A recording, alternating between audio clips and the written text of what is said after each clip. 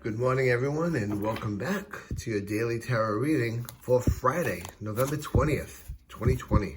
Let's get these cards shuffled up and let's see what the energy for this Friday is going to be all about, right? So it's the end of the week. We're looking at our weekend. Perhaps we have the weekend off. Perhaps we've been off and we're going back to work on the weekend. No matter what, let's look at the energy and see how we can best strategize our day. Also, keep in mind, too, that COVID's still out there, so be sure that you're maintaining proper social distancing, staying at home as often as you can, and definitely appropriately wearing masks as you need to. And let's see. I think these cards are about shuffled up and ready to go. And I think we're good. So let's get our first pile down, our second pile, and our third. So some people are asking me what and how COVID's most affected me with this pandemic and everything else.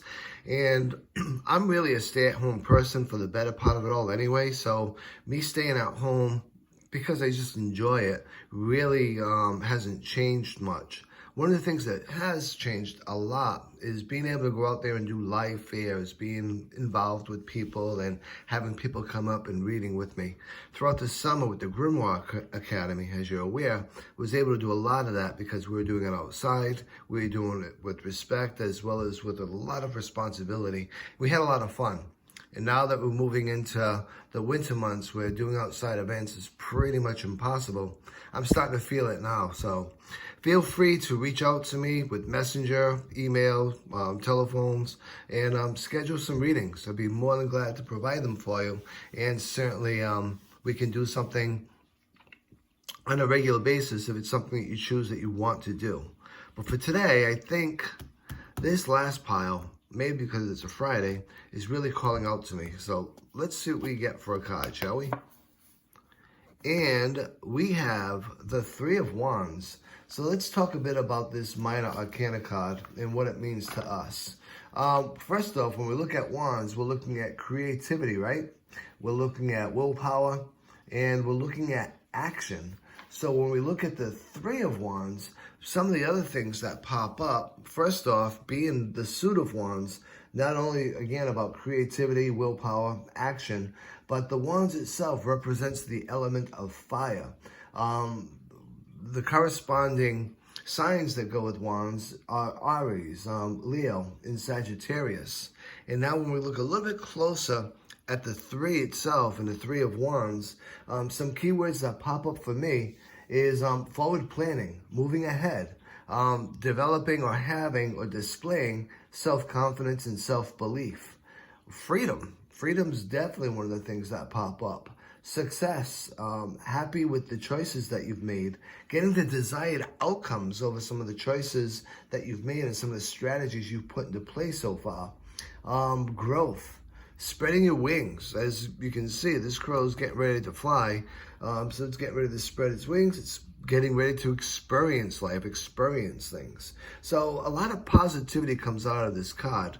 When I look at it and I think about some daily thoughts that I have with this card, some things I think about are action plans, looking at what I need to do, putting a plan together for the actions that I desire. Creativity, thinking outside the box, maybe looking at things in a creative aspect, maybe creating itself. Like I do a lot of tea making with local herbs as well. I do a lot of soap making. So when this card comes up, I do find myself thinking and creating new ways and new ingredients for both the soaps as well as the teas.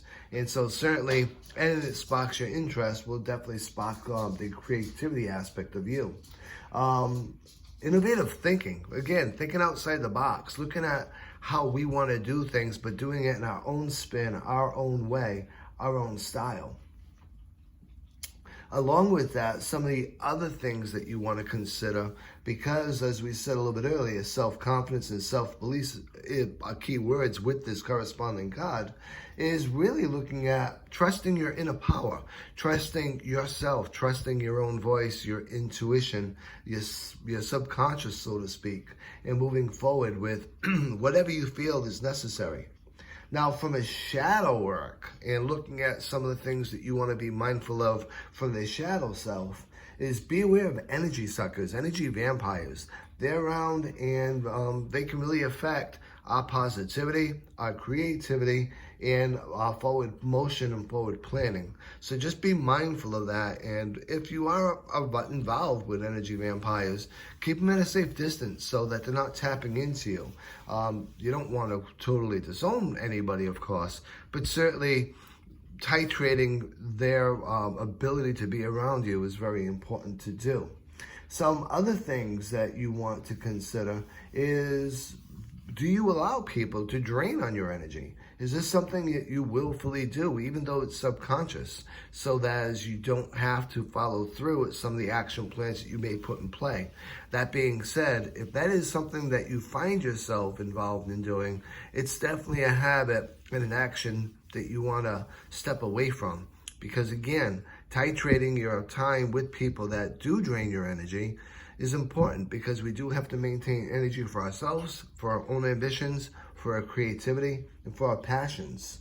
Some other things that you want to really consider are focal points. What do you focus on? Are you on the right course? Do you look at focal points as a way of detracting you and distracting you from the actions that you need to take?